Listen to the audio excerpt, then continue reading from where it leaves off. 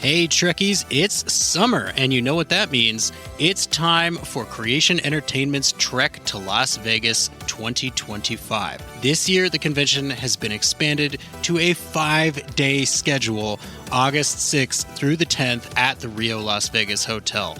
Meet all your favorite Star Trek pros in one place, and hey, maybe you swing by Vic's Lounge and you see our panel.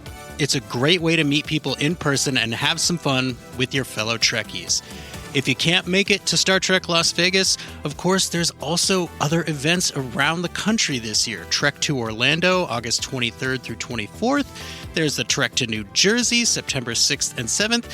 And finally, the Trek to Chicago, November 22nd and 23rd. We're looking forward to meeting as many of you as we can this year. So make sure that you get ready to trek to Las Vegas.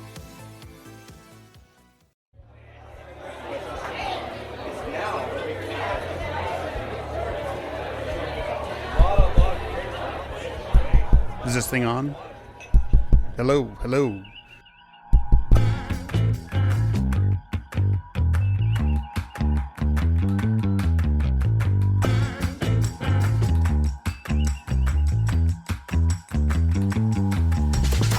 Welcome to Open Pike Night, the Strange New Worlds podcast where your personal logs are the prime directive. We are here with episode 7 of our Disco Inferno coverage of Star Trek Discovery Season 2, Light and Shadow.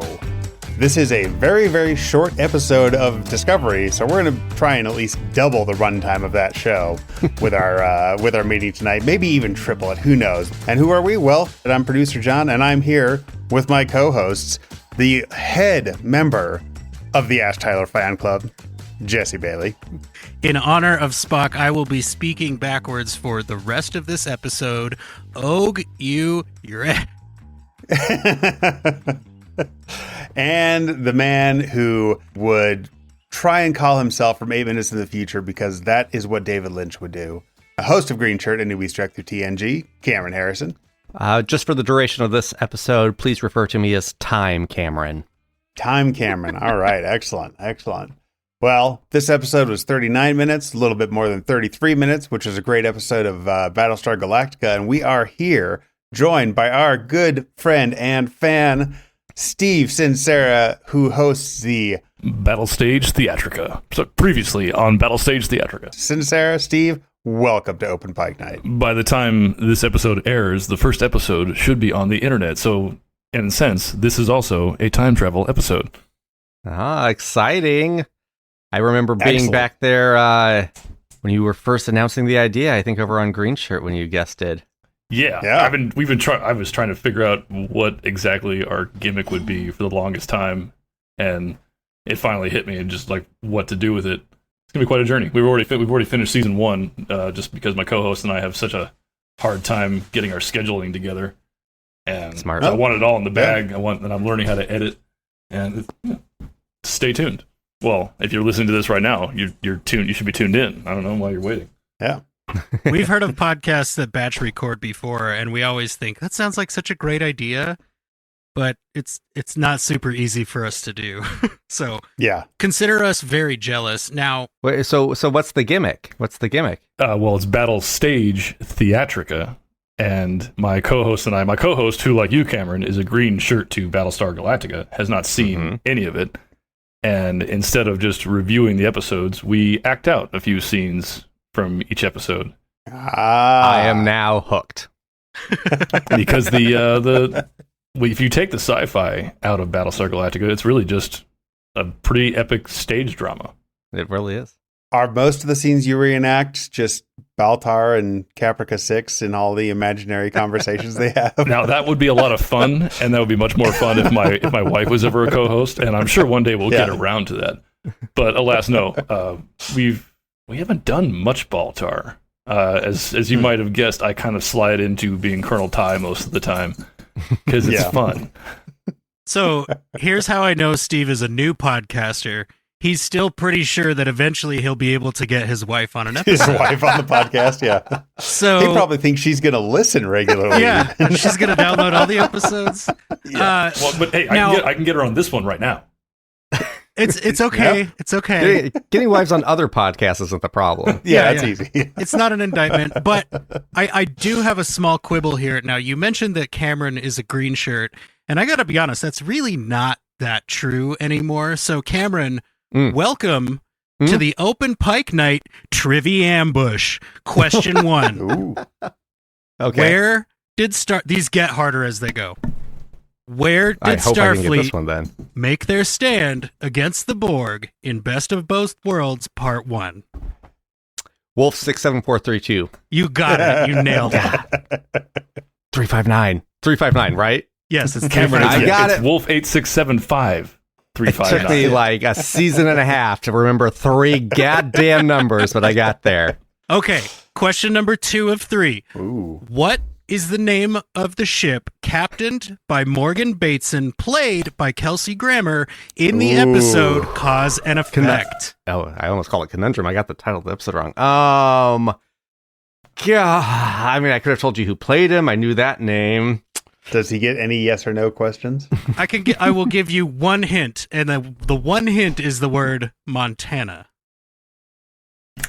The USS Butte? What? Oh. You can't. Pick me. Thousands Steve. of Star Trek Steve. fans just cried out. I want to call a friend. All right, Steve, give it to him. The Bozeman. Thank you. Bozeman. Yeah, Okay. damn it. That's right. I should have known that. And the you final should and know that, hardest Cameron, question. from the call-in that I didn't get to air because it was a pitch to the producers, which I won't do again. I promise. Well, that, and there's like a whole episode of Lower Decks where they go to like First Contact theme park in Bozeman, Montana. But That's anyways, Yeah. this one may actually be easier for you, Cameron, because it's more recent, but it's actually the most specific one I've got yet. So, according to the season 7 episode Interface, what is Geordie's mom's first name? Oh, God. Stella? Ooh, that's actually pretty close. That's pretty close, man. I'm not going to give you Yeah. the points, but it is Silva. Yeah. Silva? Yes. Silva LaForge. I wouldn't have known that either, Cameron. I've seen the show a dozen times. I'll take getting the first and last letters correct. This has been the Open Pike Night Trivia Ambush. Oh, I have a bonus You question. have a Bozeman Please. question? Yeah. Yeah. I just fucked it up because the Bozeman is the answer. God damn. Cause and effect. Yeah, right? Exactly. Gotcha. No, it Yeah. was good. That was good. As you have been talking, in our group chat this week about finishing The Next Generation, I've just been filled with joy. Like you've almost seen it all. You're going to be doing movies. You're going to be moving on to new Star Treks, and I'm just happy to have you aboard the Star Trek fandom train. No, it's not a starship. It's a train. It's a train. I Like train. Emergence, the Yeah, like an emergence. Yeah. almost penultimate episode. Yeah. Not quite. What's the second to last? Parapenultimate, pluripenultimate. There's a word. Pre-penultimate? Yeah, antepenultimate. I think antepenultimate. Antepenultimate. is what's mainly is. Yeah. Yeah, Yeah. anti-penultimate. I think you're right. Yeah. Wouldn't that be the second that's- episode of the season? No, that would be Second to last. Yeah, no, Third but to last. Right. if the just- penultimate is the second to last, then the anti-penultimate would be the second. third to last. A-N-T-E. Like Oh. anti-meridian. Yeah. Yeah. Yeah, like antipasta. Yes. No. No, it's not right.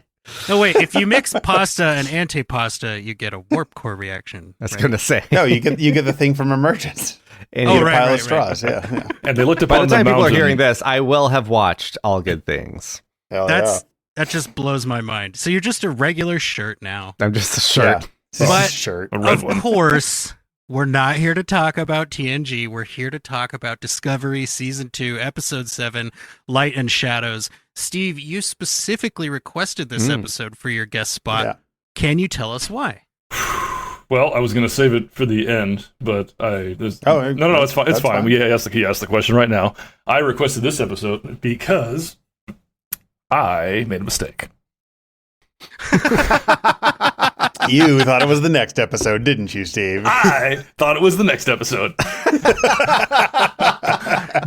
That I is- was thinking that the next episode was the first time we see Spock. Oh, So okay. I had it somewhat right, but I did think we were going to tell us 4 with this one, and so I gotta say, That's very funny because the next episode is called If Memory Serves, which clearly it does not. Well, as I've mentioned in some of my call-ins, that I do watch this season kind of like one long movie. Yeah, when I revisited. Yeah. So I was like, I forgot where the break was. I mean, we'll get to it eventually, but every time I watch Such Sweet Sorrow, I'm like, man, we got like 20 minutes to wrap this whole thing up. I remember a whole lot more happening, and then it's like, to be continued. Like, oh, right. There's a whole... Right.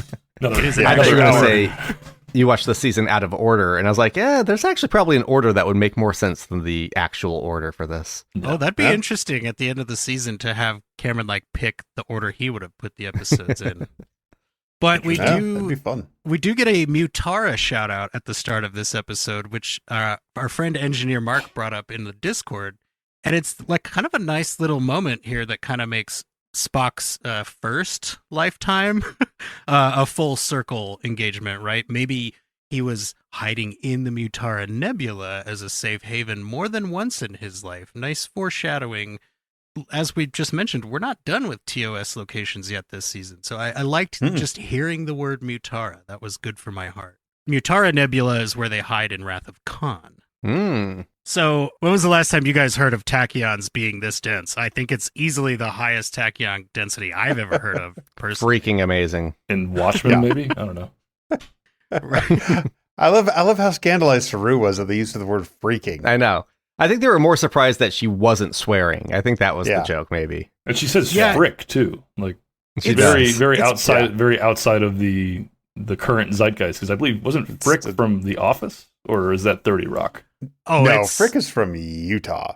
Well, Frick is, they've in got the 80s. Yeah, they've got Frick and soaking, and that's it. Like, yeah, exactly, pretty much. Yeah, I've heard of this, and I don't want to talk about it. No, we're not going to, because this, I swear, is a Star Trek podcast. Now, you guys know me. I like any time that somebody gets to big dog Ash Tyler, and when it's Pike doing it, it warms my heart. Tyler should always be shut down. And the chair outranks the badge is a really nice line. I love the way that their dynamic is played. Even though it gets a little more balanced in this episode, I still feel like Pike has the upper hand. He does have the upper hair. Yeah. Speaking of the badges, I love how they they have like a sound effect when they whoosh through the air, sort of like how knives in horror movies like shing when they move through the air. And I'm like, what are they shinging against? What is this badge like rattling against that it makes so much noise when they toss it to each other? I was going to bring that up. It sounded like a piece of 8 that someone threw it to Captain Barbossa who was Xiao Yun Fat, and he caught it and it whistled. Oh, and then Pike tossed it back, and that's when the pirate council was assembled. Cameron, remember, go ahead, John. Ash's badge is a communicator, so it's like it's still got that hearing aid problem where it squeals when they take it out of the ear. When you take it off the shirt and get the hearing aid squeals on them. So yeah. And Cam, if you think that the comm badges are absurd now, wait till you get to Star Trek Picard season 2. I am so excited. Speaking of things Cameron loves, we get Cameron's favorite starship location, the turbo shaft. Oh, God, I know. Are you excited to be here? Do we have a sound cue for that yet? Maybe like the vomiting scene from Team America World Police? Or I think we have this. Inconceivable. I'll take it. There we go. Why?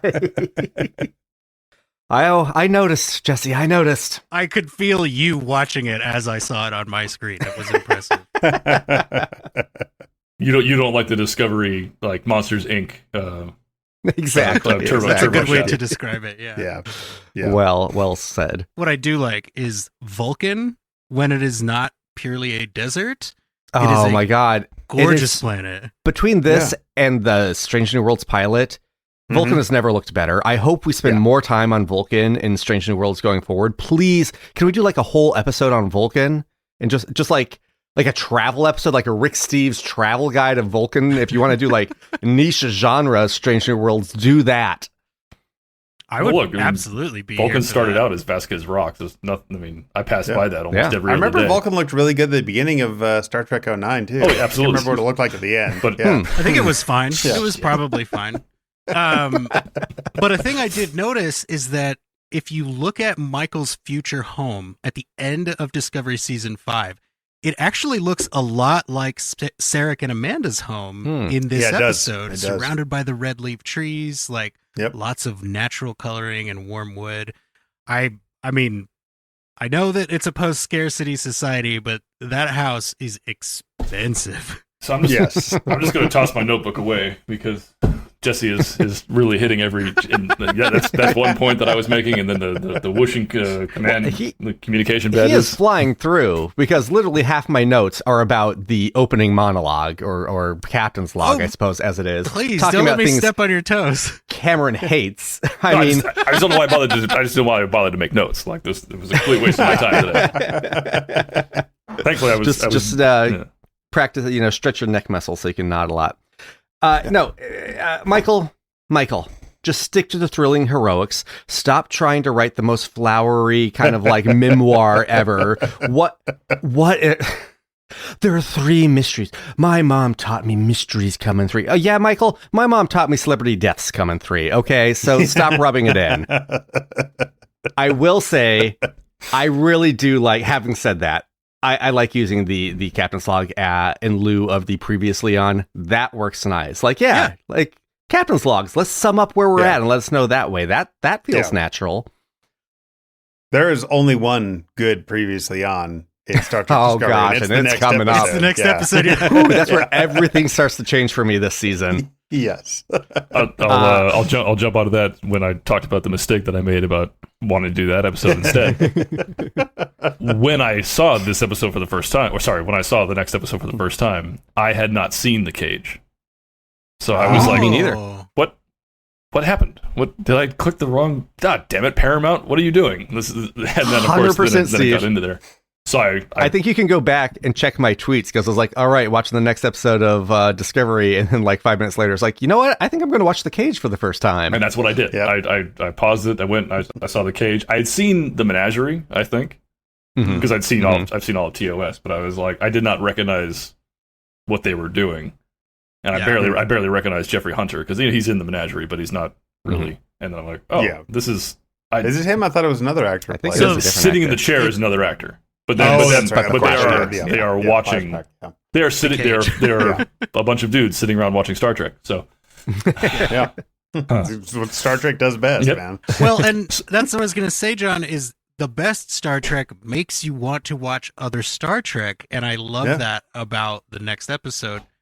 But this episode made me think of Star Trek 2009, because Baby Spock is somehow the cutest Star Trek baby in every timeline. Like, until we get Baby Tilly, I'm going to stand firm on that. Well, we actually have a lot of callers tonight. We should probably hear from our first one of those, too. Since she did the homework assignment so very early, let's hear from Abby first tonight. Hey, Open Pike. It's Abby Summer from the First Flight podcast, here to talk to you about Light and Shadows. So again, this is my favorite version of Amanda. She is fierce and protective, and I love her takedown of Sarek. They are truly equals, and that is really nice to see in this episode. And I also love how incredibly excited Tilly is about science and new knowledge, and how she puts time in front of everything. It's adorable, and it's genuine. Like, science is cool, and I love the relationship that she and Stamets have built up to, that he trusts her to beam him in and out of time. Like, it's nice. And I really like the look into Pike and his almost guilt about missing the Klingon War. I really appreciated that they didn't forget about that and they added it back in. So I like this episode. Can't wait to hear what you think, and I hope you and yours are well. 2 big things to agree on, Abby. I absolutely love Amanda. Mama Bear Amanda is my favorite Amanda. Oh, man. And Try Again Husband is the most, like, badass yet completely effective line. I love the way that she delivers it. She knows the power she has. She knows how to wield it. And boy, does she swing it around. I really, really like that you brought that up. Good God, are you going to stop me from talking about Amanda? Nope, go for it. It's going to be hard. You've got the floor. Oh, don't give me that when it comes to Amanda. I won't stop. Well, then let me talk about Tilly. I love Tilly in this episode. The time stuff, of course, is hilarious. The freaking, the freak, it's all good. What I really love is when Ash and Pike get lost. And it's a rare time. The Star Trek crew is used to being like, oh, we've got a 1% chance of survival going into that nebula. Let's do it. They've got like the stoicism of broccoli facing certain death every time. But when you see Tilly talking to Saru and going, they're going to die. Like, just the panic on her face, the contained panic on her face is immaculate. And it just raises the stakes and tension in ways that Trek usually doesn't do. And I loved it. Loved it. Yeah. Yeah. It wasn't just a throwaway line. No, It wasn't just she believed they were like, dead. This is the last time she's seeing either of those two guys. Yeah. I mean, how often do you lose your captain in a time rift? Well, if it's time rift over and over and over again. Yeah, but, exactly. Yeah. Once per season, I would say. Yeah. That's how That often, happens a lot. that's how often we lose a captain in a time rift. But how often does Tilly lost a captain in a time rift? Fair. Yeah. I mean, even for Tilly, you could argue it's at least twice. But Would have been nice if Frasier had come out of that time rift on the USS Bozeman. You knew that one. Yeah. But I do agree with Abby as well that the insight into the Mr. and Mrs. Amanda marriage is very good to get here. It seems like Vulcan marriage is pretty intense, right? Like, the arguments are very brutal.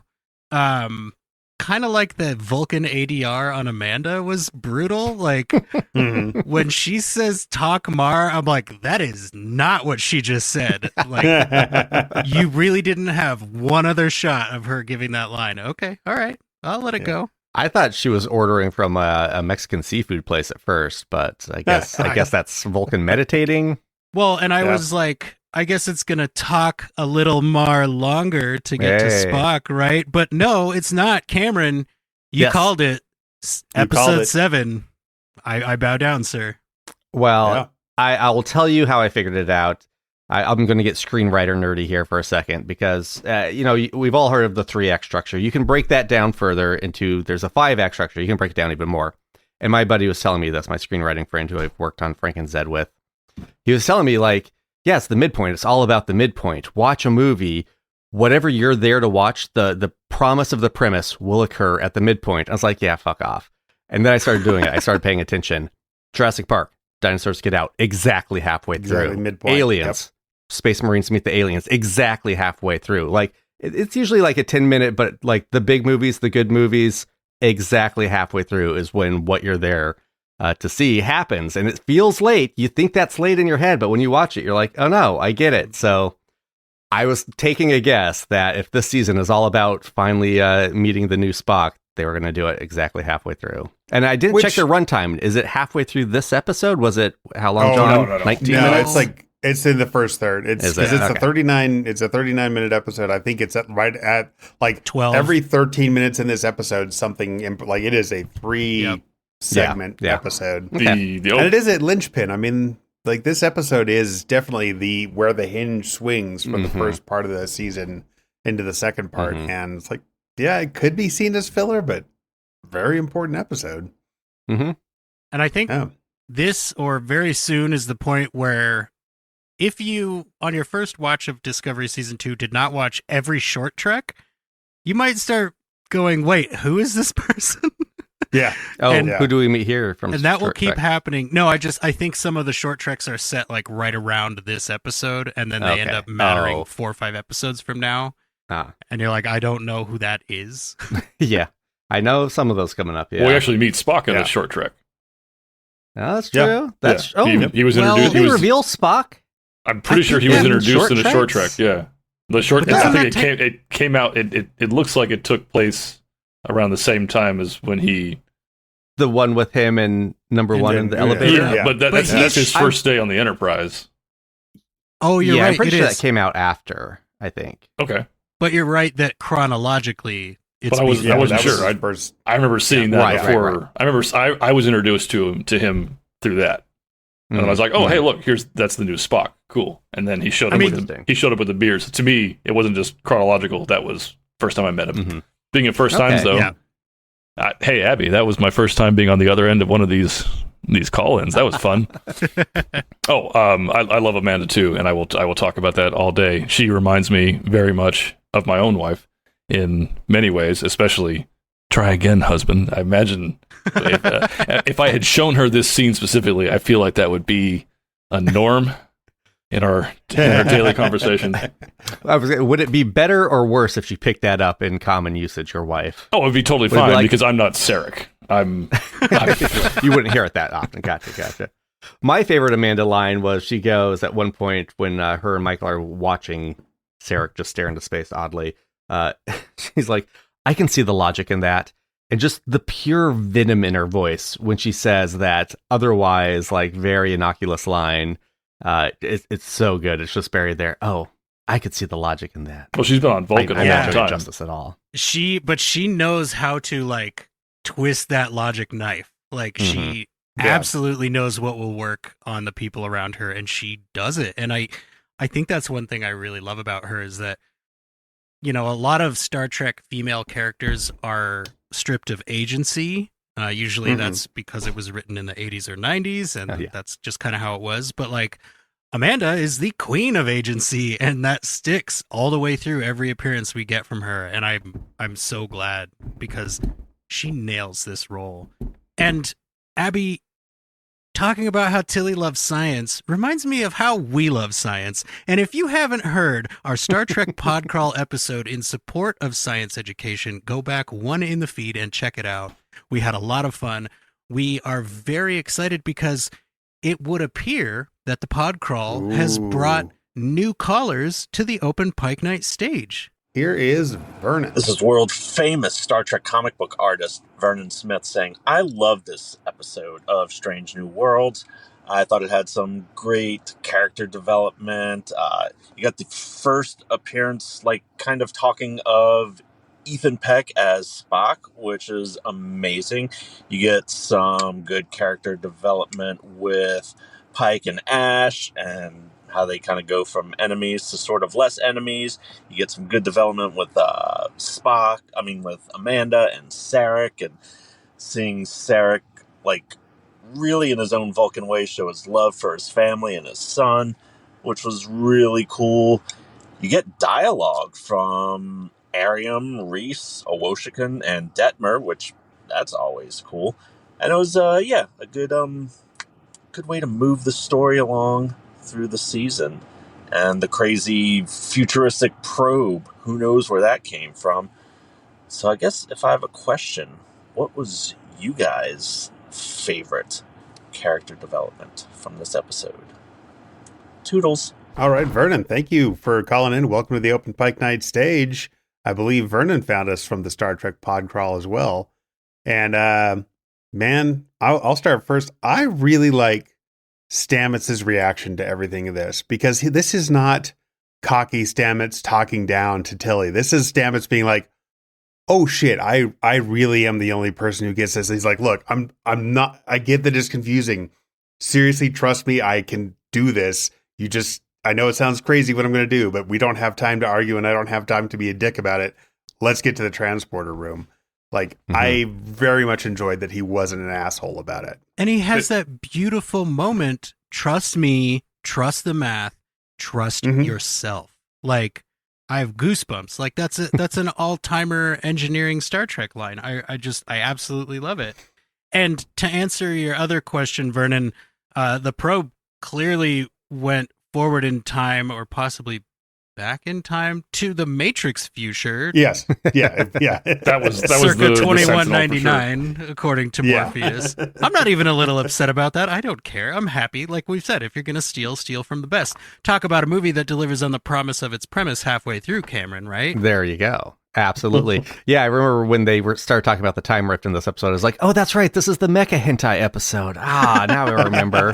Why is everything hentai with you? Every single week, you're just like, here's the hentai. Give me a tentacle, baby.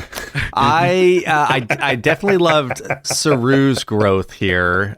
Seeing him be captain, he's very good at captaining. I don't know, if we've had many moments of him in the captain's chair before this.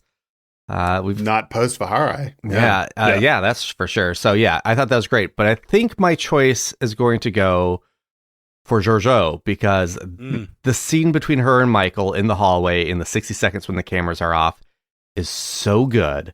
I just love what they do with her character there. It's just the right amount of humanity for her in that moment.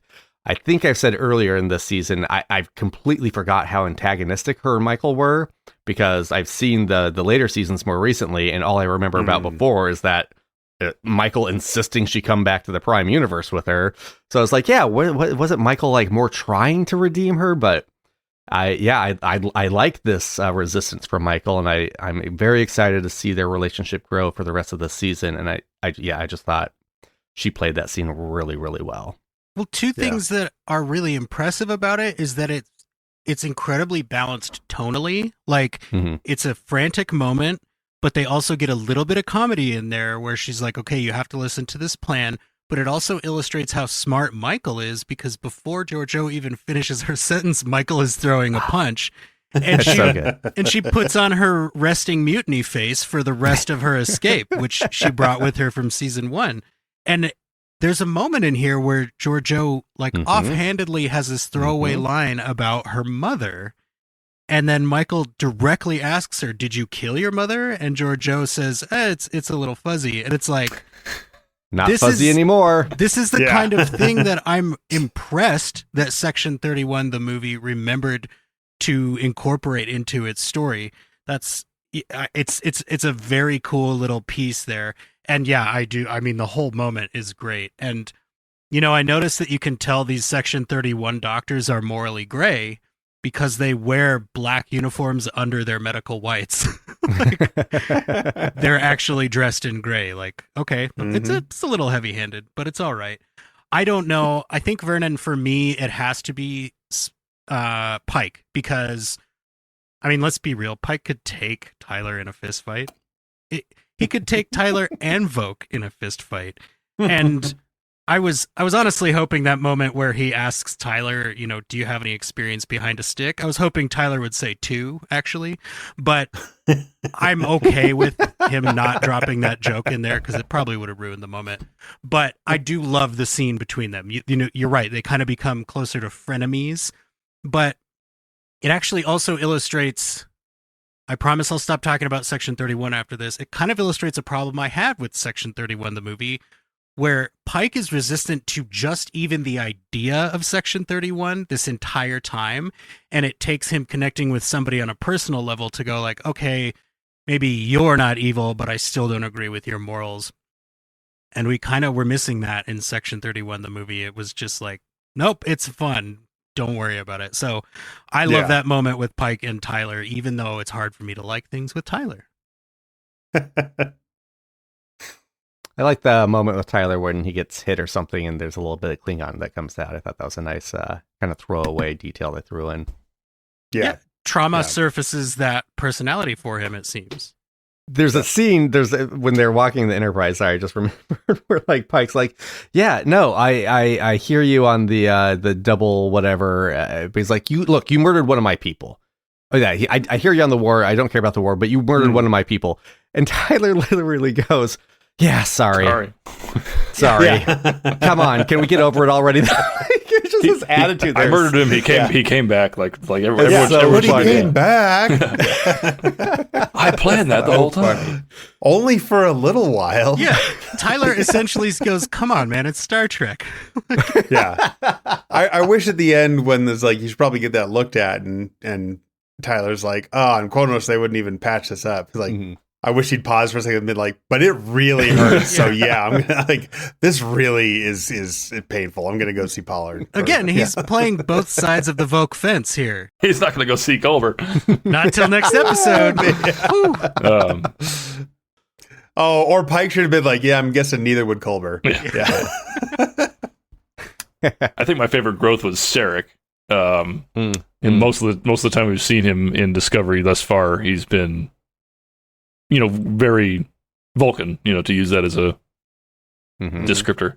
But, as of course we've all just watched The Search for Spock, where he abandons logic in Focus, or in where his son is concerned, and that's where they take on the Katra ceremony. And I think when we hear him say, like, I'm turning over Spock to the authorities because that's how I know how to love. Like I don't know how to love otherwise. I can't lose my other daughter either when she can't sacrifice her career and go back to Starfleet prison over this because I can't bear that either. He's saying can't lose both my children on the same day. Exactly. He's saying it with a Vulcan monotone, but there he gets a quiver in there. I mean, that's a really fine moment of acting. If you put a Snapchat filter of humanity on that, he would be in tears. So. That's true. Yeah. What I found fascinating about that is I thought that was a very good argument from him. Like, look, their motives may not be the same as our motives, but they want to help him as equally as we do. So let's put him there. I good rational reasoning turned out to be completely wrong. Very curious how that plays out the rest of the season, if at all, because if I'm Amanda, Sarek is getting kicked to the curb after that. You convinced me to send him to the guy who wanted to fucking Swiss cheese his brain? No, like I'm hoping they address this later on because this was not a good idea, Sarek. Yeah. I wonder if he had a feeling about Georgiou. He's not psychic, but I wonder if he knew that long term it turned out okay. Well, and you could argue that he trusts Michael, so he's like, you go with because it will help your career and I trust you to make sure everything's okay. But you're right, Cameron, like after this, there's absolutely a scene where Amanda goes, okay, husband, no more trying again. No more parental decisions for you at all, ever, actually. Ever. Thank you. Ever again. But I and by the way, you have 3 children. And just stomps out. Yeah. That we know of. Well, he'd lost that child on another day already. I was worried that Cameron was going to say that he was on the side of Section 31, though, because in our last episode for Disco, he said he was on the side of the Ba'ul. I'm like, what is happening? Why is Cameron evil? If they looked like Ewoks, everyone would have a completely different take on that episode. That's all I'm saying. People eventually realized the Ewoks were eating stormtroopers too, so I don't know about that. And everyone's fine with that. See, that's my point. Case closed. I mean, I'm sure they're tasty in some. Anything on a rotisserie, you can't tell what it is. I need a quick sidebar here, fellas. Please. I did ask Jesse if when you guys announced you're doing the Search for Spock thing, like, hey, do you guys need a guest? And you went with someone else. Good call. Good call. Especially since the podcast before that had Walter freaking Koenig. Like, I don't know how I would have followed that. But Robin Curtis was your guest, and she was talking about something. What? What was she talking about? Oh, you haven't seen the unification? I first heard about it this morning while I was listening to you guys on the way to work. What happened? Oh, wow. So there's a company, I believe they're called Otoy, O-T-O-Y. OTOY has been frantically Googling. They've been working with Roddenberry Productions to create these little, let's call them canon adjacent shorts up to this point, where they actually had a moment where Kirk gets to see Spock at the end of his life, and he sees all these people before that. It's implied that Gary Mitchell is involved with like one of the coolest shots I've ever seen in anything Star Trek. He's like floating in front of a star and just staring at it.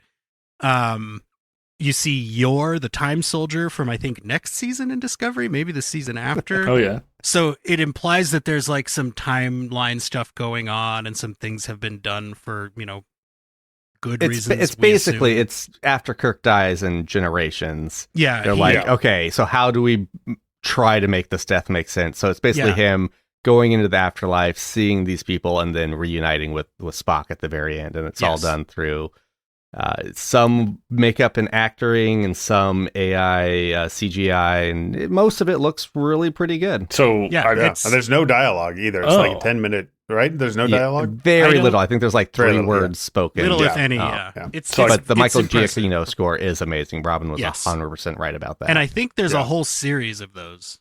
I gleamed that Robin Curtis is there as, oh my gosh. Savick, thank you. Thank you. I've been saying Sarek so much.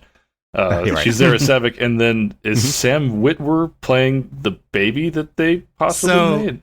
Sam Witwer plays Kirk. Oh, okay. She mentioned Sam Witwer, and then right as you guys were talking about like all the 5 actors that were playing Spock in one movie, I'm like, wait, what? When was Sam Witwer in Star Trek? And so now He would have been a baby. I even hit the 30 seconds back button like twice, trying to figure out what the hell you guys are talking about. I'm like, this is something that you've all seen that I haven't seen, and was this in the Section 31 movie for some reason? And I've been frantically grabbing this time crystal that Jesse gave me, trying to get it to work, and it just won't.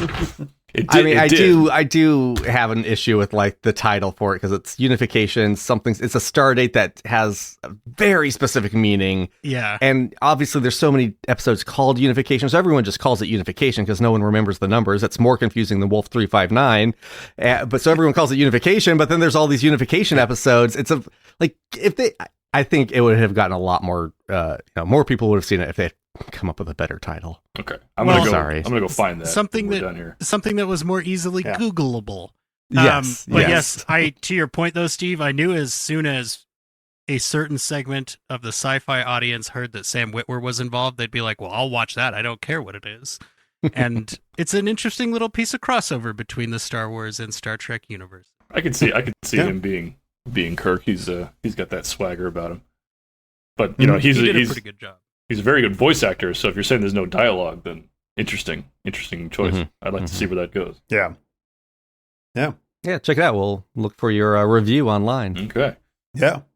And all right, let's go ahead and hear from another caller. Please. Here is Mark. Hey, Open Pike Night, it's Engineer Mark, and today it's Disco Light and Shadows. And for a refreshing change, only 2 real plot lines running. Yeah, Pike knows the feeling. He isn't taking any of Tyler's "tell me or I resign" crap. And it's a time anomaly. Tilly thinks anything with time in front of it is cool. Timey-wimey? Time distortions? Oh, Stamets is immune. Then he must be a Time Lord. Yeah, bow ties are cool too. And with my indie hat on, just got to wonder when Wilderness Spock got a look at one of those crystal skulls. He is sure talking it up just like my old pal Ox. And they give him the Leland? Give me a minute to get the gloves on and I'll deal with that one. So for today's music pick, Time in the Bottle by Croce. It's both a for and anti-pick in you've got Burnham going to spend time with her brother Spock. Then you've got Tyler and Pike stuck in time. At that point, every day was lasting forever. Well, that's all from the engineering deck. Live long and prosper. Was Mark making a reference to Indiana Jones 4? 4, The yes. Crystal Skull. I don't get it. Yeah. He was acting crazy like No, Cameron, I get it. I'm just disregarding the movie. Okay, I'm sorry. I got it. I understand. It took me a second to understand who he was talking about. I was like, Indiana Jones never acts like that. Oh, right. Engineer Mark has great sound quality down there in that Jeffries tube. I'm impressed. No echoes at all. That was very good. It's the sweet spot. It's where Nella Darren plays her music. Oh, right. Yeah. I mean, we can all agree Nella Darren was the best Picard love interest, right? Ooh, that's bait. It is bait. Yeah. That's my version of Team Ba'ul. I refer to the A plot and B plot as the Time Jinx and the Spock Jinx.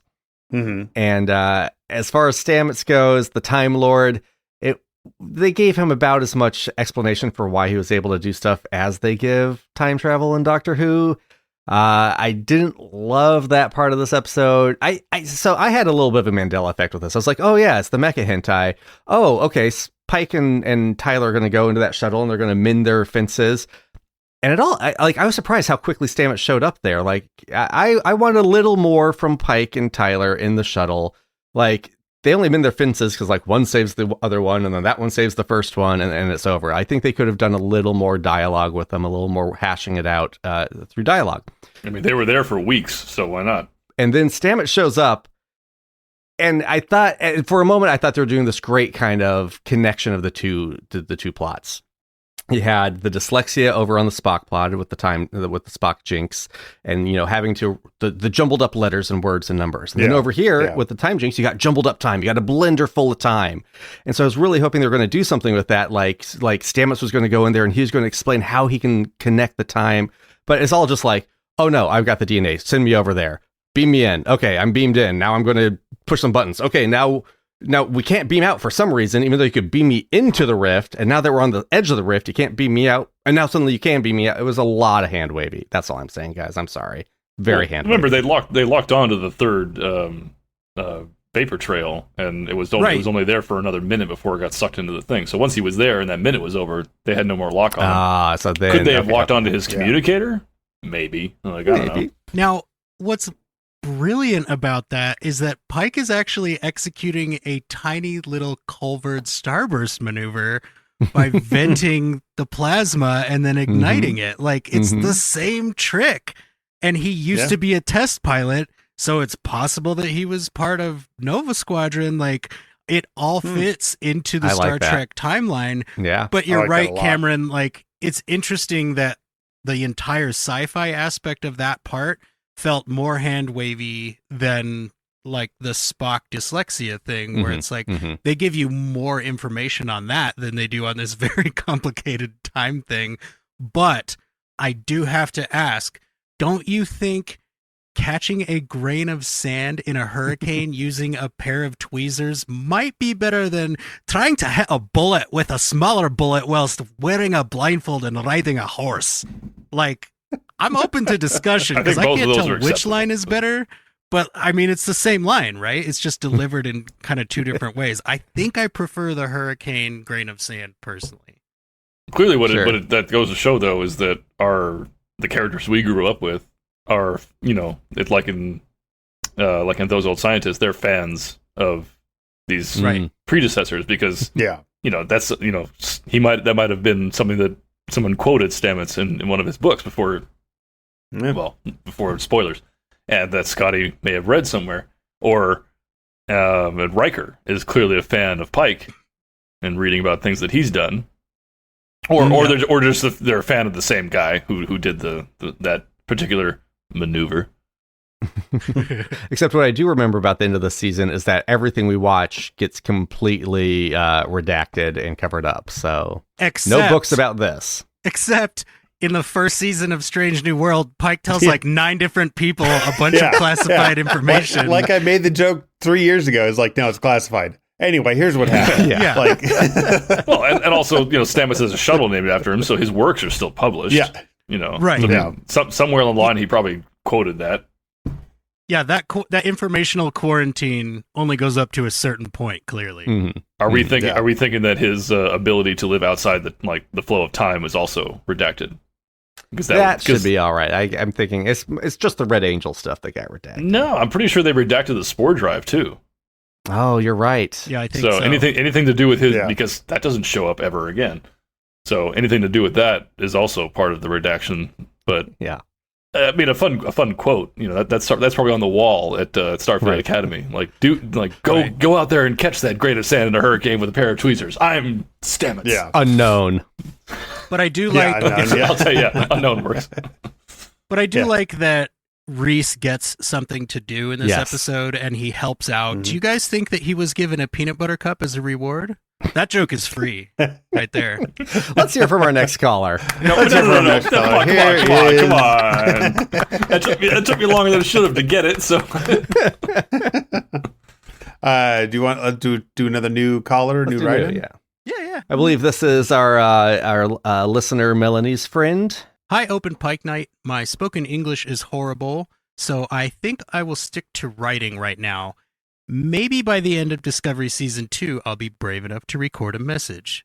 I'm excited. Fully support you.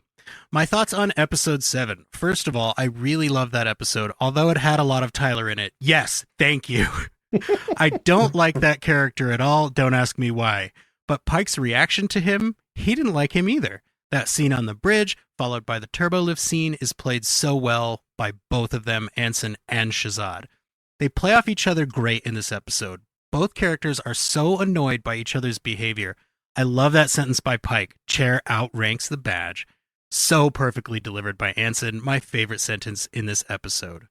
Spock! Finally, there he is. That scene in the sanctuary? So intense. That family is urgently in need of therapy. There are so many past wounds and hurt feelings to work through. And seriously, how can anyone believe that Section 31 had Spock's best interests in mind and had any motivation to heal him? Shouldn't Sarek know better in his position? Tilly and Saru, that mentor-student relationship is just sweet. I like that Saru is back to his former, calmer self and in complete control of the ship and the rescue. And by the way, he keeps mentoring Tilly. That look in the beginning when Tilly runs in cussing, and Anson's reaction as well. It is so sweet when he repeats her words in the end. Shows again how good of a person and captain he is. And he definitely has a soft spot for Tilly, but who doesn't? Oh, and one last question. For this whole episode, Discovery is near Kaminar, and they flee at the end from the time tsunami. What happened to the planet? Wouldn't that be hit by it? What are your thoughts on it? P.S. It is so hard to keep this short. Live long and prosper and have a good day. I am so glad that you wrote in with those specific questions because they were being discussed in our Discord as well. And it does make me wonder, like, is this probably... I don't know what kind of answer this is, but it feels to me like a semi-plausible Star Trek style answer, which is clearly the radiation in the planet's rings protected it from the tachyons, right? Is that too easy?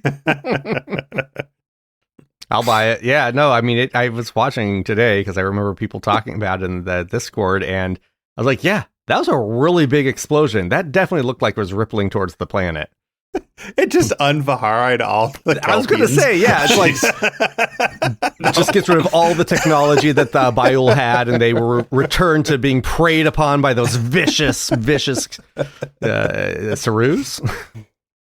Kelpians. Thank you. Well, and Michi, I hope I'm pronouncing that right, also brought up the sanctuary that Spock and his family are in.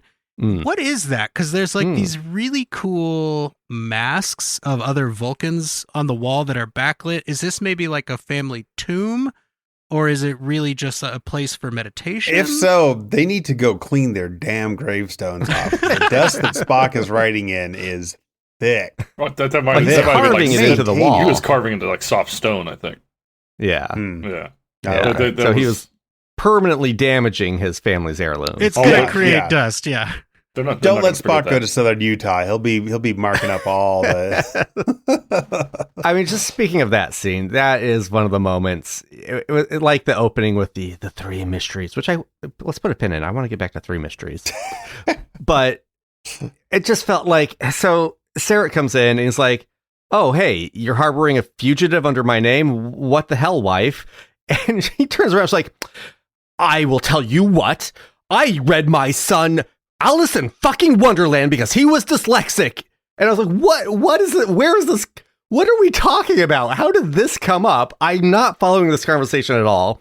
Well, I believe Alice in Wonderland was referenced in his the first log that we hear. Yeah, so, no, I mean, it was set up. I'm just not sure what her like thought process was here, except we need to somehow get the exposition out that Spock is dyslexic, and we're going to do it in the most flowery, pretentious way, but it's still just flat exposition, and we all know what it is. This was Star Trek the stage play. Like, yes. This scene was perfectly, absolutely Star Trek the stage play. It really was. Like, yeah. I mean, there's some good stuff there that we've talked about, but that exchange, I was just like, what are we talking about, guys?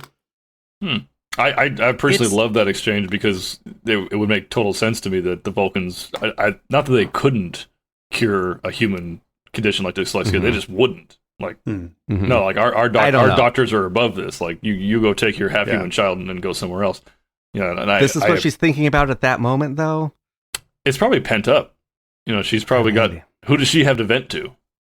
Well, he comes in like, I know how to fix our son, and she goes, I had to read him Alice in Wonderland. I mean, to Cameron's point, it's a little bit clumsy. Like, the steps are not necessarily, it kind of feels like falling down a well. Yeah. I mean, yeah, it's about a lot of confusing things, but it's pretty straightforwardly written. Now, if she said I had to read him House of Leaves, that would make more sense. There you go. Alice in Wonderland isn't that hard to read. Yeah, she just emphasizes Alice in Wonderland so much. I'm like, okay, you taught him to read. That's what you're saying. Okay. What about the Places You'll Go? I mean, what else did you read? Shel Silverstein. Come on. The writer of the episode must have just been a fan. Oh, yeah, very and I'm glad much. I'm glad she didn't read him Green Eggs and Ham, because that would be very confusing for Eggs are somebody. green, but ham. I want to with hear crazy dyslexia. Spock muttering that to himself in the Yeah, Sam, I Just am. with none of the Sam I am. backward talking. Yeah, no, Not I in a am box. Sam. Not with a fox. Actually, I want to hear Dr. Box Seuss. and socks with talks and clocks. Eating glue with the blue Magoo. I kind of want to make that edit now. So do I. Okay, Oh. that's all I had. Sorry, we derailed you completely there, Steve. What were you saying? I'm trying to find a way to recite Dr. Seuss backwards, but I feel like I would just start talking like a normal person. So Right, yeah. Yeah. let's just move I on. had to rehearse for like 5 minutes by myself today to say "Here we go" backwards at the start of this episode. that's what you said. So, Ah. trust me, it's probably not worth the effort. Well, speaking of somebody else rehearsing, we do have one last new caller to. We got a few calls, but one last new caller. Here is, I believe his name is Saul. Message begins. Open Pike Night. This is Colonel Ty, XO of the Battlestage Theatrica. The Cylons are now using time travel in order to frack with us, and no one told me. I need a drink. It was already hard enough when they could just simply jump in right on top of us out of nowhere. Oh, well, flush me out the airlock. Mr. Gaeta has just told me this is the wrong show. I don't know how I got here. Maybe it's time to quit drinking. Carry on. Message ends. I feel like I recognize that voice, but I can't place it. You guys are getting some great crossovers from other sci-fi. Wow. Yeah. Now I understand how John knew that Steve likes to play Ty. I was like, what do you mean? Wait a minute. You know Steve pretty well if you know he likes that character. Okay. What? Also, yeah, That was- Colonel Ty, welcome to Open Pike Night. I got to tell you, there's some other stuff that nobody has told you, but you'll get to that. Don't worry. I believe that was season 2, Colonel Ty. Just based on the sounds of things. Wait, is this why Steve is wearing a tight red dress with a plunging neckline? I was wondering, but I didn't want to say I anything. just put that together. Okay. Come on, Jesse. All of this has happened before, all right? And all of it's going to happen again. All I know about that show is that there's a guy named Ty and that there's a woman in a tight red dress. Like, that's the extent of my knowledge. Well, and that there are aliens/robots. There's no aliens. They're No robots. aliens. They're robots. Yeah. Yeah. It's in I'm space. Or are they Okay. all aliens? Kind of, yeah. I'm gonna keep That's true. doing Yeah, those let's- characters until you guys tell me to stop. So Hell yeah. I know a great watch along podcast you'll be able to listen to when you start it, Jesse. Yeah. I'm not really into podcasts, but I guess I could give it a shot. you're not into watching things either. Yeah. No, that's true. Anybody who's ever tried to get me to watch something I've never seen knows that is true. Well, we have to make a podcast about it in order to get you to do it. I can't make a Die Hard Pretty podcast. much. I could probably try and make a Die Hard podcast, but I'm not going to because they'll be. Yeah. Well, then again, I'm sure I could squeeze that into a couple 100 hours, but I don't want to. But we'll do a Christmas special at some point. I'm not against watching it. I just want to save it. Well, we do have a few more callers. Let's go ahead and hear from Katie. Hey, it's Katie. So right off the bat, I have to say that I'm not a huge fan of the editing in this episode. There's so much going on. It's all very intense. We're spending a lot of time in our feelings. And the editing is on a psychedelic trip. Not my favorite. On the other hand, this is the episode of The Protective Parent, and I am living for it. Pike is over here enabling Michael to find Spock. He's a wall between Tyler and the rest of his crew, and he's making sure that Tilly knows he doesn't mind her eccentricities by repeating back to her all those things that she's insecure or getting in trouble about. Amanda is a wall between Spock and the rest of the world. It doesn't matter who is coming for him. She's willing to stand between him and them. You've got Sarek, who, his everything is summed up in that line, I am not prepared to lose both our children on the same day. Which breaks me, but I love it so much. It's so sweet. He loves them so much. And then you've got Georgiou over here, who she's making sure that Michael can get Spock out because she knows how much it's going to hurt Michael if anything happens to him. And yeah, I know she's got ulterior motives, but two things can be true. I've also just really been appreciating that Discovery has made an effort to contrast Sarek as Michael's father with Sarek as Spock's father. It's not that Sarek's a bad father or that he doesn't love his kids, just that he and Spock don't click, and it sucks, but it happens. One last thing. What is it with everyone having private conversations very publicly all over the ship? There are rooms. Go in one. You do not need to have this conversation in the hallway. Anyways, that's me. Okay, thanks, bye. What Thank you, ulterior Katie. motives could Giorgio possibly have? This is the first I'm hearing about it. I thought she was. She's pretty 90% ulterior motives. I actually like that because I like how she kind of finds an ulterior motive for her to have, because I think she is doing it for Michael because she knows Michael and because she's trying to like regain this relationship with the Michael she lost in her universe. And she's like, yeah, and it'll help me out in the ranks if this guy gets embarrassed. Sure. Yeah. She also Yeah, I love she's that using moment. her knowledge of what happened to Michael to advance her power hold. Sure. And I think it actually fits really well with her character because, as we now know, that line that she says about her mom, like, it's fuzzy, that is absolutely a coping mechanism to deal with guilt. So it really does show you the layers that we have to the Giorgio character. And I mean, you guys, we've been calling Pike daddy for 3 years before we even got to this episode. So I think it's a really good point that you bring up, Katie. He really is a protective parent, and he just views the entire crew as his children. Like, he's mad at Tyler for killing Culber, and he wasn't even there when that happened. So it's like he's really taking that role on. You know, like I've said before, he's not the dad. He's not the stepdad. He's the dad that stepped up. And also, Amanda is the mom that stepped up, and I like to think that this is the episode where Henry and Akiva look back and are like, maybe we should have Amanda be the Spock parent who shows up on Strange New Worlds. Yeah. Because Mia Kirshner is bringing it, and obviously in several ways for those of us men of a certain age, but like, yeah, she is fantastic in this episode. Like, yeah, that I can see this being where they were really like, yes, we want to see more of this character and get more development, because it has been the Sarek and Spock show for 50 plus years now by that point. So Yeah. it's just good to see. Pretty sure we only have Spock's mom in Voyage Home, correct? And then, and TOS. In 2009. And 2009, Well, yeah, but I mean, In 2009, yeah. sorry, and no, but- Amanda Amanda is in TOS. There's an episode, I cannot remember what it's called, but it's about like an ambassador being moved somewhere on the Enterprise, and there's like a murder mystery, and it's mostly played for laughs. But like also Sarek needs a transfusion, and Spock's like, if I have time, I will get to that. But there's other stuff going on. So you're right. Their relationship has been fraught for 50 years, and absolutely no disrespect to the James Franiacs. But I think you're right. It was the correct decision to bring Amanda into Strange New Worlds. 100%. Yeah. Speaking of men of a specific age, certain age, and just going back to Giorgio one more time, I think they have a great fight scene. I think that fight scene is well choreographed and has a lot of energy. Love that moment, how Michael starts it off. And I am of a certain age where I am both progressive and basic enough to just really enjoy two badass babes going at it in a well choreographed fight. So I was wondering how you're going to circle around at that. I'm like, where are we going with this? enjoy that. I it's a kind of basic to be like, yeah, women fighting is cool, but hey, I come from the time of Ripley and Vasquez and everything. So Yeah. Okay, so Was Michelle Yeoh Crouching Tiger, or was she? No, Yes. she She was was, James yeah. Bond. No, She was she's Crouching. Okay, Crouching yeah. both. Yeah. and James both. Bond, Yeah. Yeah, Okay. both. Now- Yeah, and both. Yeah.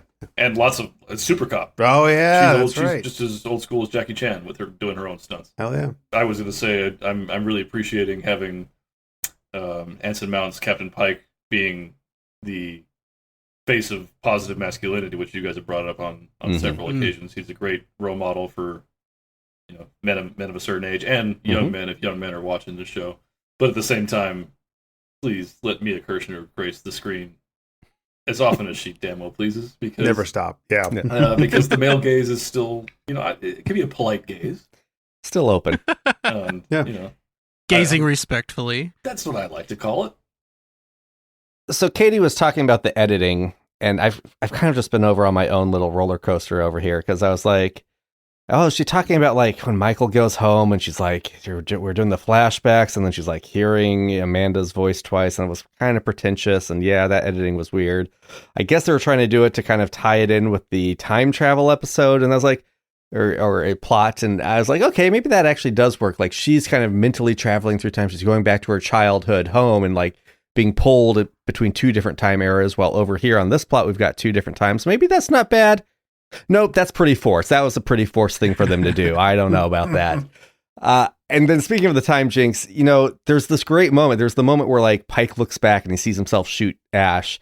And like, I know that like, okay, I'm sure something was attacking Ash, or, that's not going to be what we think it is. But still, it's a really good hook. It's a really good mystery hook. These two guys are going to be stuck on the shuttle trying to get out of this problem. And the whole time Pike's going to be like, why am I going to have to shoot this guy? What's going on? Great little hook. Never used for tension the whole scene, and then we get to it again really quick, a lot quicker than I thought we would. I just, it wasn't bad. Like the time travel stuff was fine. I feel like they set it up with so much potential to be so much more, and they just kind of ended it on fine.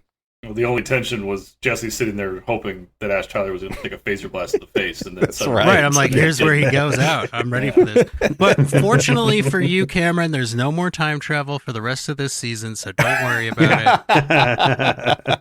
This is the last you'll have to deal with it. I don't have a problem with time travel. I mostly like this episode. I mostly liked it.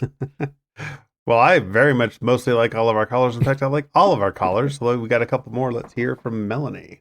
Hi guys, here's Melanie. My quick thoughts on Light and Shadow. Tilly is freaking amazing. Pike and Tyler are at each other's throats again. Time distortion, always interesting. Finally, there's Spock, and we see Talos 4. So I like the episode. Because of the scene in the shuttle, because we finally see Spock properly. Why is Spock sick? Was he sick and the angel chose him because of that, or is he sick because of the angel? That is an interesting question we don't have the answer to yet. I like Michael's conversation with Pike. Bags are already packed and he knows he has to let her leave, because we need to find him first. She's right, and so she goes to Vulcan. Also, Tilly is back with a wonderful exchange, and Pike looks at her so adoringly. But then there's Ash, and Pike's retort, the chair outranks the badge. Yes, we know he is a former test pilot, and yes, he goes on the shuttle with Ash, and yes, they talk about the war Pike was left out of. This guilt will hunt him until Katrina explains to him why, and maybe even longer. And yes, they talk after, and seem to be more friendly towards each other. In the meantime, we are in Vulcan, and Amanda has hidden Spock. He seems, well, nuts, and Michael wants to bring him to Leland for better treatment. Oh no, the dyslexia thing, I am not so sure about that. What do you think about it? But damn, it's always the same what happens here on the Section 31 ship.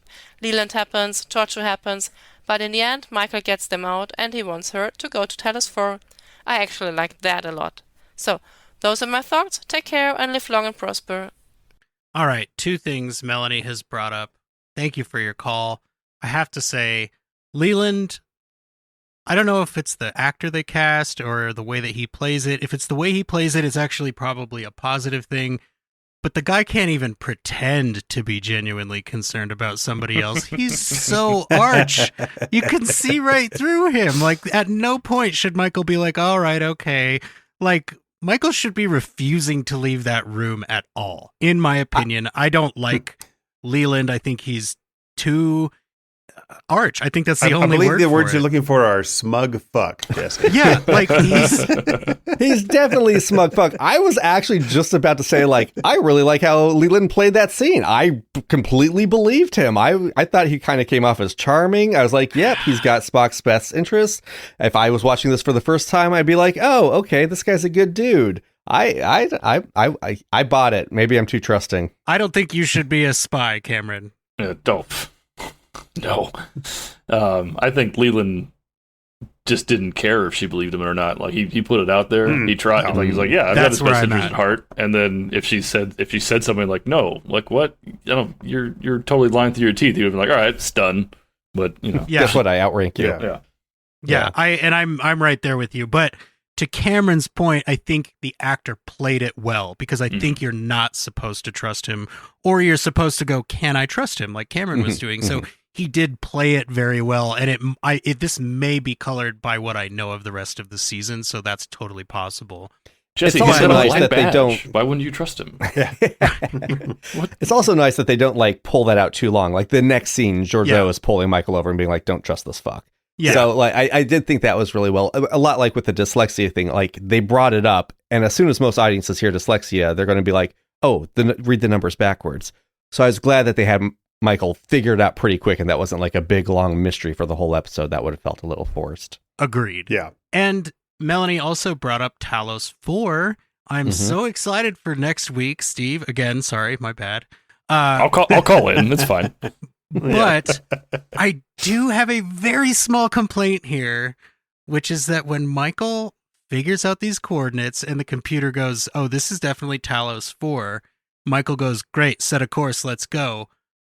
I wish that the computer had said, "Warning, Talos 4 is under Federation quarantine," Yes. and Michael said, "Override." Like, come on. It's a small thing, but I'm a Trekkie. The small things matter to us.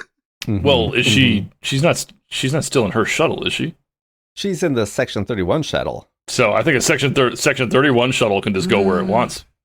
I guess that works well enough for me. But it would have been a cool moment. It would have been a nice dramatic storytelling moment, especially since a lot of people, like me at the time watching it, would not have made the connection. Exactly. Yeah. And I think that's my biggest thing is like, if you're going to pull on this very important, I mean, the first important piece of Star Trek canon, lay a little bit more groundwork for the folks that are new to this. Like, And especially, I love that we're going. I love the episode that's coming up. It's just like, I just want one little line there. That's all I'm asking. Michael is the audience in this case because she doesn't. I don't think she knows that Talos 4 exists. Maybe. No. Right. So she'd be learning that it's under quarantine, just like we, the audience, would. So it'd be a you're moment. right. It should have been there. It'd be a moment of mystery for her. And if there's anything Michael Burnham lacks, it's moments of mystery, right? Yeah. Yeah. She doesn't know how bad Pike was missing Zach when they got to Talos 4, you know? Yeah. We all remember Zach, right? Zach? It's High Lord Zacharias, John. Come on. That's right. All right. Well, let's hear from our last caller for tonight. Here is Platty. Hey, Open Pike Night, this is Platty M3, calling in with my hits, shits, and giggles for Disco's Light and Shadows. Alright, first, hits. I love a lot of the Pike Tyler stuff. Right at the beginning, he tells him, you know what, chair outranks the badge. I love also later when they're walking through the corridors and Tyler is talking about Voke and says, sorry, there's no way to get rid of him. And Pike just retorts, yeah, I know the feeling. Also, love all of Tilly's non-curses around violations of causality. What a funny little quirk for that one. Alright, the shits. I gotta just say something. Freaking amazing is a line that Saru can't stand. I mean, he just disobeyed direct orders in the last episode and forced his entire species to go through nuclear puberty, but freaking amazing is where he draws the line in the sand. Really? Come on, Saru, lighten up. And damn it, I hate at the end when Tyler was right about Pike, because he's told Pike that he was taking risks and doing dangerous missions because of his guilt over missing the Klingon War. Damn it, he was right. Also, Kaminar, it's gone to shit. Time tsunami? How does that just, like, blow up in outer space right above the planet, causing Disco to have to warp away? And, you know, oh, nothing happens to the planet. Yeah, right. Kaminar's goner. All right, giggles. I love the line where the Emperor says it's a blur about killing her mom. Well, didn't we just have a movie that totally unblurred that? This is Platty M3, signing off. Again, it's the radiation in the planet's rings, Platty. It protects the planet from the time tsunami. No, that is never said, but yes, it works well enough. I'm theorizing that the Baiul were potty mouths, and that's why the Kelpians tried to hunt them to extinction. So the Vyar. The watchful eyes were just spewing swear words all day long. And it's get the fuck back to work. It's really interesting to me that Platty brought up Nuclear Puberty because that's the name of the band that plays the song that I picked for this episode. That's a crazy coincidence. Nice. Maybe the time rift tsunami hasn't hit yet. Ooh. Yeah, you don't know how tachyons work, Platty. Yeah. I mean, no, it's a fair question. Maybe it went back in time and it hit it maybe that was what caused the cataclysm where all they all had to leave the planet, like Jesse said. I was going to say the tsunami. Maybe the tsunami time wave went backward. The tsunami went back in time and started the Matrix. Yeah, That, exactly. that's- or that's the what actually surfing happened. craze. Now, I was kind of saving this. I was hoping Platty would either put this in his shits or hits column. It didn't appear in either, so I'm going to ask you guys. It's time. We made it this far. We haven't discussed it yet. Spock's beard. This is a pro beard podcast, Cameron. Mhm. So Yeah. Mm-hmm. I have Zero no problems? problem with it. And Yeah. the reason I have no problem with it is because I think it's at the end of the season, a character calls it out in a way that's like, if you like the beard, you're happy. If you don't like the beard, you're even happier. So, like, they Well, I know. think it's in an episode or two. Michael calls it out, Mhm. right? As soon as he's back to normal.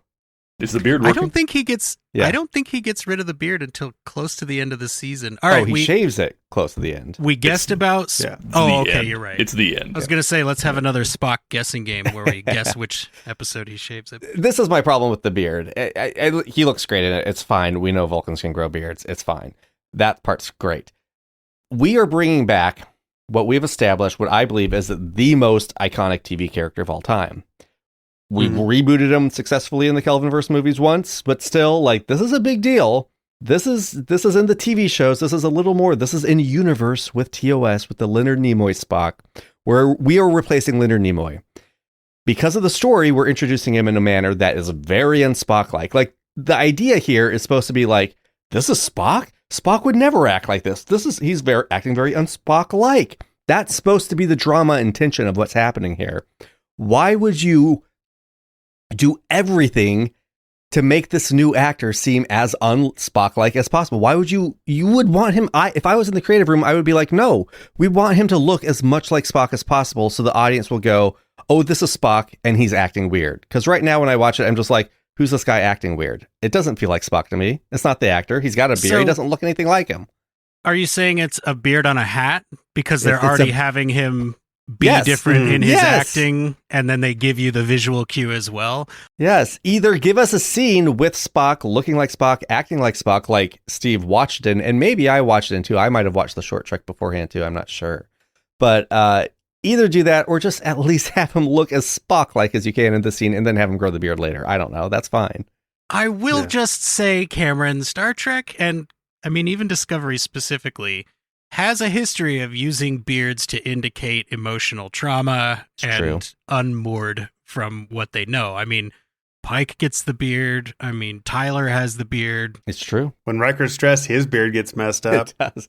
No, Yeah. I mean it's shorthand for that. And it feels like a choice that they made, and maybe they were thinking like we need to ease people into Ethan Peck as Spock. I don't know. I would have gone a different way. That's all. But it is Discovery, so they were really trying to turn everything on its ear. Mhm. And also, Ear. I don't have a beard right now, but like as a beard haver, and Jesse and Steve can agree, we know what beard jealousy sounds like, Cam. So Yeah. you're protesting an awful lot of Yeah, we it, can so. see right I'm working, through I'm you. working through some stuff over here, guys. Okay. yeah. Beards give you the power to see when somebody's just jealous. Well, and Whatever. it's established that growing a beard is the first thing you do when you leave Starfleet, right? Because That's of course, true. That's what Disco everyone Bones McCoy too. McCoy in the motion Yeah. picture. Yeah. he's out of Starfleet. He's like, I'm growing the beard. I don't care. I'm opening my shirt. I don't care. Like it's I a wonder how visual many forms language. did Riker have to sign and go through Starfleet to be able to grow a beard in Starfleet? Okay, but let's be real. The beard that he grew, Starfleet was like, yeah, that's a standard issue beard. It's fine.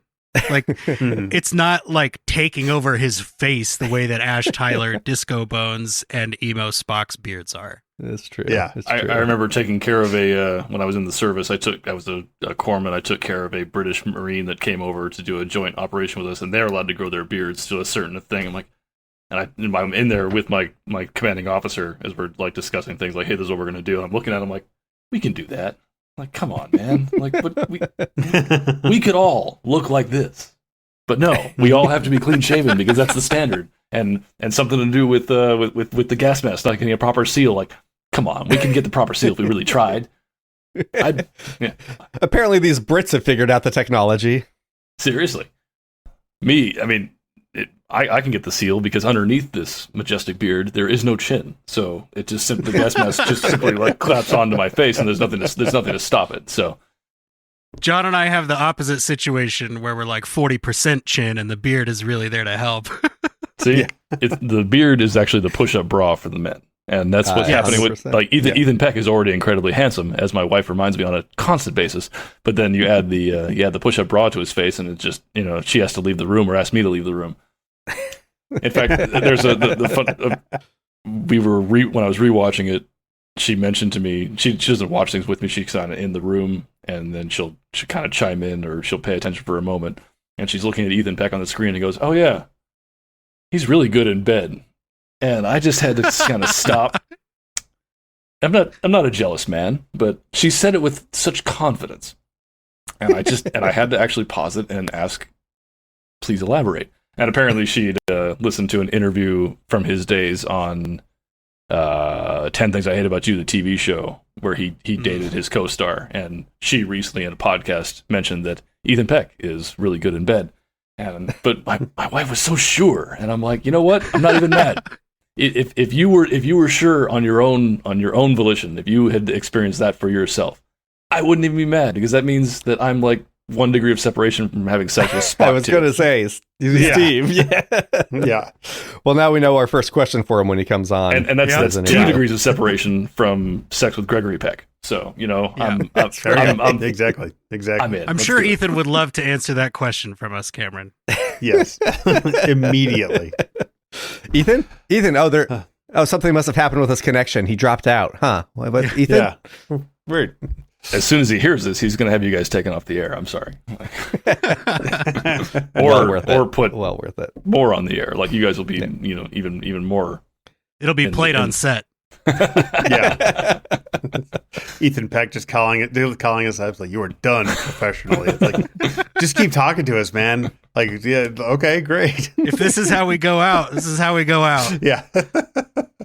Well, I guess we'll try and be a little professional and go with our song picks tonight. Mm-hmm. We do at the end of every episode, everybody chooses a song that we feel best represents the episode. And we have reached that point. So, Jesse, you usually go last, or we don't get your hard rock pick first. So let's go ahead and hear from you first tonight. This week, my song pick is heavy in more ways than one. If you have recently experienced loss in your life, maybe skip ahead like 40 seconds. But my pick this week is a song called Oblivion by a band called Mastodon. And it's from the album Crack the Sky, which is dedicated to drummer and vocalist Bran Daler's sister named Sky, who passed when she was 14 years old. And he has said in interviews that the moment of being told you lost someone dear to you is enough to crack the sky. It has lyrics about being lost, stars falling, brightness of the eyes fading away, feelings of failure, feeling adrift. It is honestly one of the more personal and heartfelt metal songs I've ever heard in my life, and I feel it really manages to illustrate just how important the bond between siblings can be, as it is in this episode. And those themes, as well as the imagery in the album title, The Cracked Open Sky, really feel to me like a perfect mirror for what's happening in this episode. Definitely recommend you check out Oblivion by Mastodon. Not familiar with it, but sounds reasonable. I like it. Familiar with Mastodon. Yeah, I don't know if I know the song. Good choice. As the resident theater kid, I chose Time Warp from the Rocky Horror Picture Show. Nice. That was on my short list. Because it's Captain Pike on the left and Dumb Ash to the right. Beam Stamets to your ship.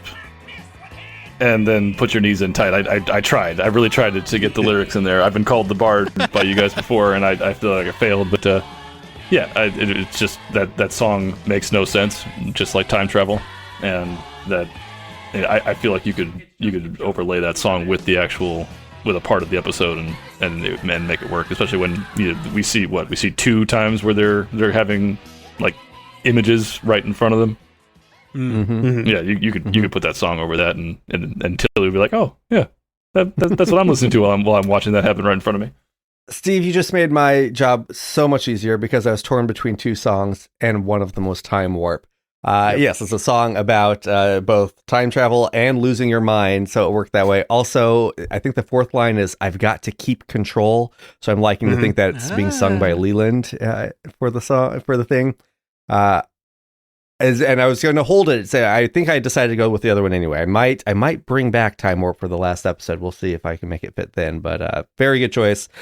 No, my real pick was from Radiohead. Everything in its right place. Ooh, just seems to really work for the dyslexia stuff going on and losing your mind and the tone.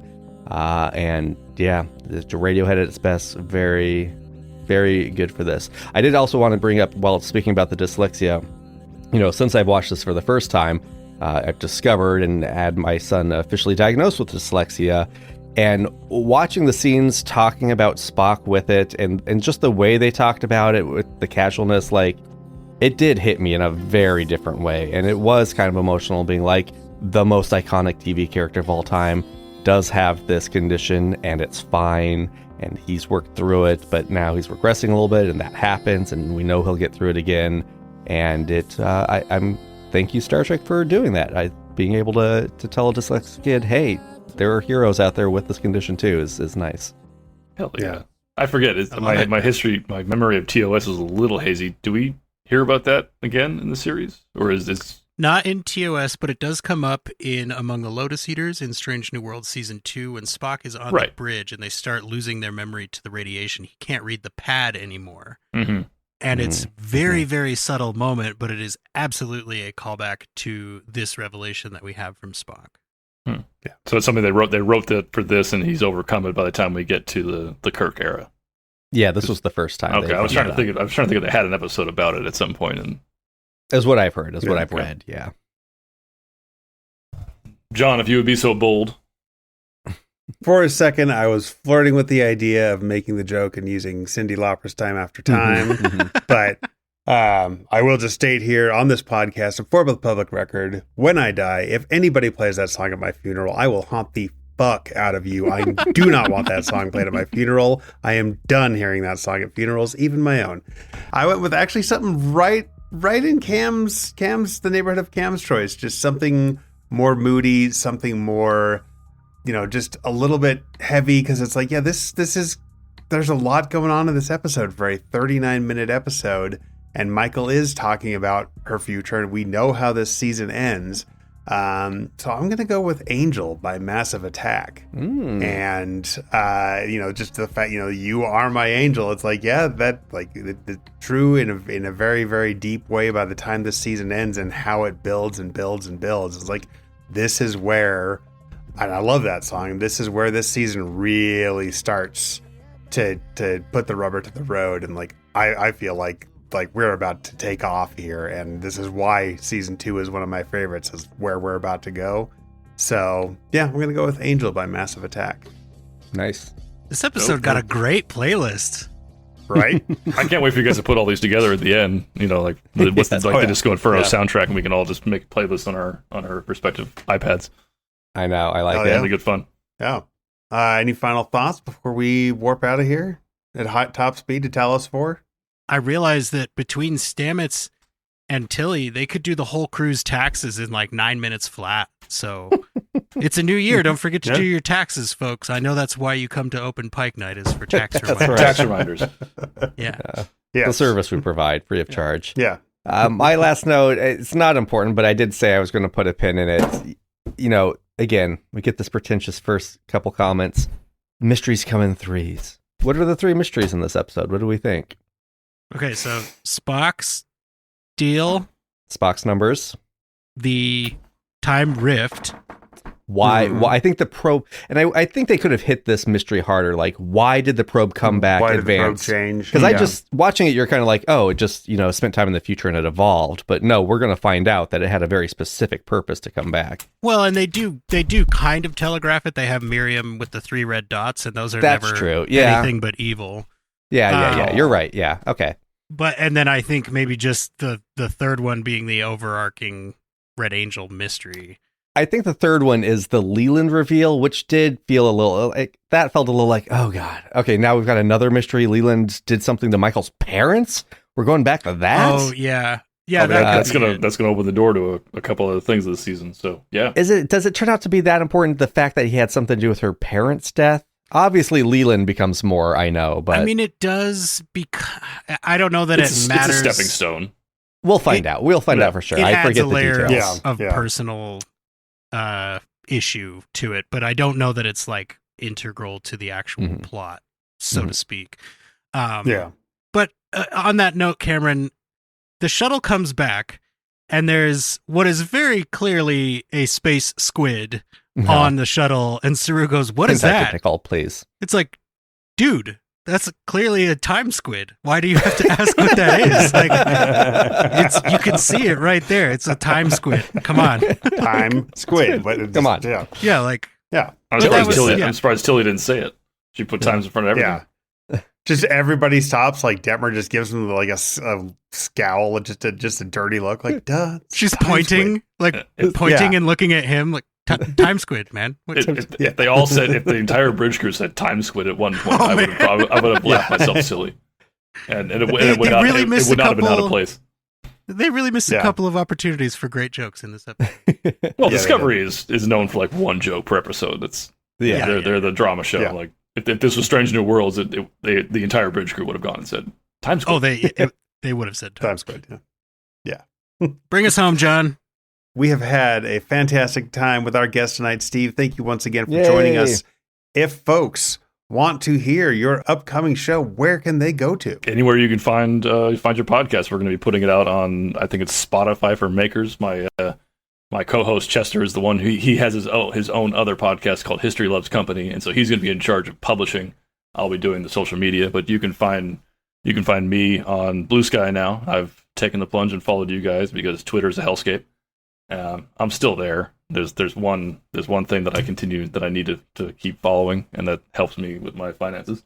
But other than that, and then you can find me on my Etsy page, which is etsy.com/shop/SinCera Carpentry, which is actually being rebranded into 9 3/4 Woodworking because I had a little fun earlier this year. What? Yeah. Wow. Yeah. So I'm the index finger. Yeah, oh, it's my left hand. So, but yeah, I got 9 3/4 of them left. But good things came out of it because now I spent some time out of the wood shop healing, and I started to paint again.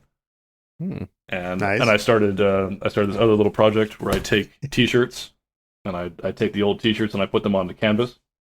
You can that's cool. You can find me there on that's T Upcycle with underscores on Instagram, and then I also make pins. Cameron, why don't you show them some pins? That's the ones you just showed them, but Well, there's no video, but oh right. I'll show Jesse and John. There pins. you go. My most popular one right there is the Yin Yang Millennium Falcon. Sorry, Star Yin Star Yang for copyright purposes.